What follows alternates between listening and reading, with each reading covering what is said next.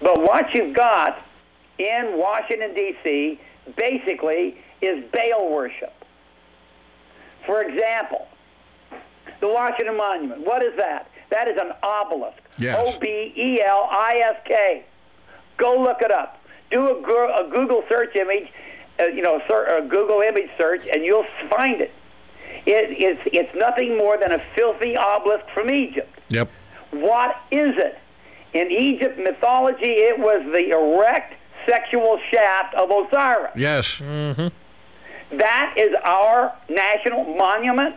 That you see, look and see what symbol travel agencies show most often. They show that filthy obelisk. And it's the largest one in the world, right? I think so. 555 feet, it is the largest. Well, Now, it has to be. We have to build things big here in but America. not only is it an obelisk, but it's sitting in a circle. Yeah. Now, if you look at it from above, it's sitting in a circle. Now, when the Satanists have an obelisk, the obelisk is their male sexual image, right? Right. A circle is the woman, The female.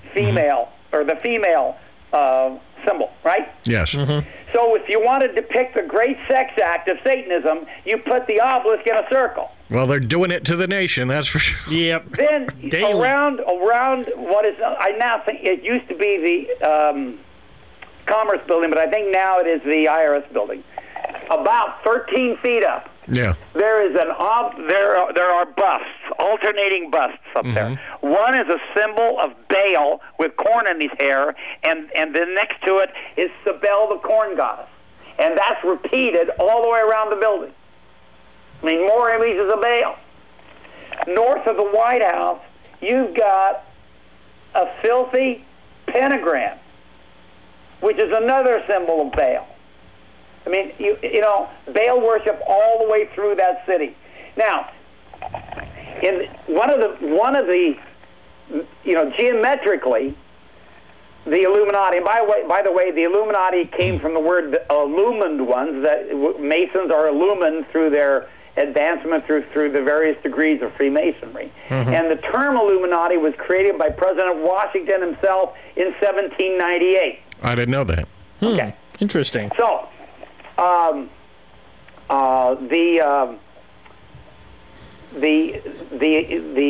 Illuminati geometrically represents their plan to produce the Masonic Christ. It is the right-angled triangle.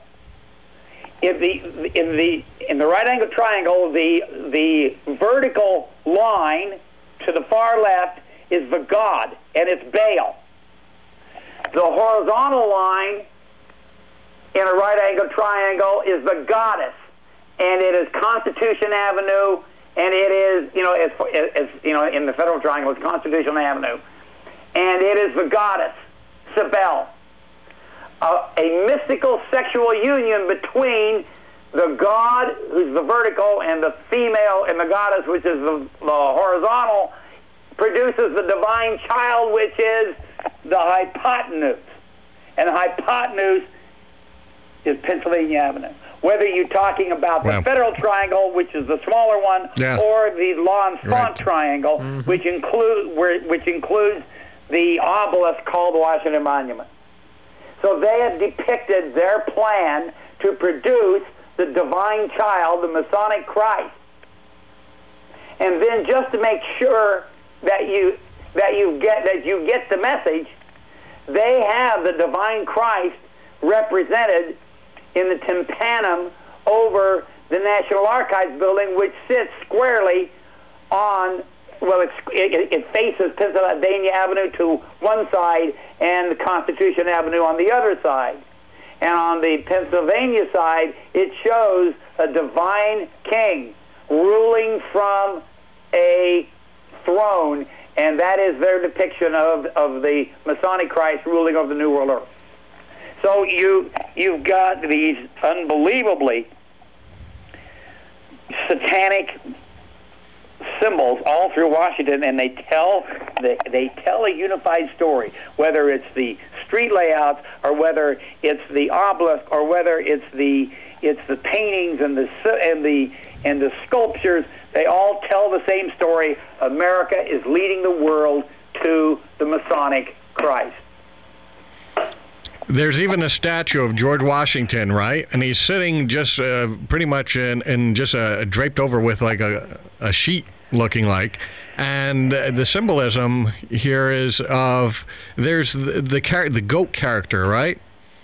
That is satanic. Right, exactly. And we have, like I said, we have this video up there on the website, and it shows how it's almost the pose is identical. Identical, yeah. Yeah, well, I mean,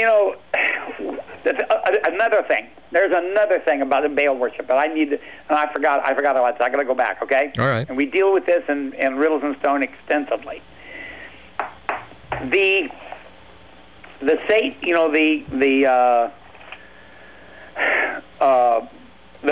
Masons have developed many years ago. I mean, a couple hundred years before our nation was founded. They developed a Baal worship ceremony in which the elements used in the ceremony are corn, wine, and oil. And this harkens back to the Baal worship in Israel. And in Hosea chapter 2, verse 7 and 8, verse 8, for she, that's Israel, did not know that I gave her corn, wine, and oil, and multiplied her silver and gold, which they prepared for Baal. So corn, wine, and oil is a Baal ceremony.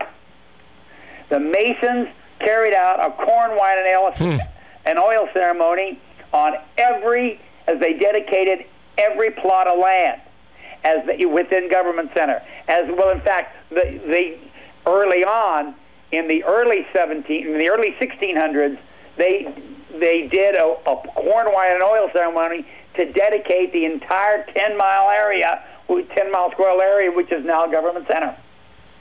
But whenever they dedicated a plot of land for a new building, they did a corn, wine, and oil ceremony. When they laid the cornerstone, they did a corn, wine, and oil ceremony. Wow! All to Baal. Now we found in the National Register, and we got a copy of it. It cost me $50.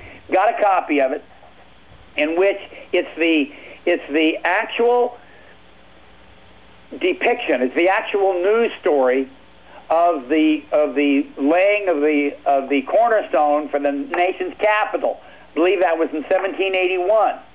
Okay, October 1781, and it was a Masonic ceremony, and it talked about in the great detail about all the various ranks and orders of Masonry and where they were lined up and how they were proceeding and who was first and second and third, etc. But then they reported, this news story reported how President George Washington, dressed in his Master Mason regalia, led the ceremony and personally laid the corn, wine, and oil on the altar they had built there. Unbelievable. So what we're saying, and this is what's probably going to blow people's minds, is that our government, from its foundation and continues today, pays homage to Satan, because really all these false gods of ancient societies was all type of Satan worship. Exactly. Our government has and continues to pay homage to Satan himself and commits and vows itself in every action to do his will. But in every age since our country was founded, these guys have fooled the Christians by quoting Scripture, saying we can't survive, no nation can survive without God, and carrying Bibles and quoting a lot of Scripture. Hey, look at George W. Here's a drunken skull and bone Satanist who said, "Well, I'm born again," and that's what they all say. And Christians of every era are so gullible. We want to believe. Yeah, we do. We want to believe. We're so gullible.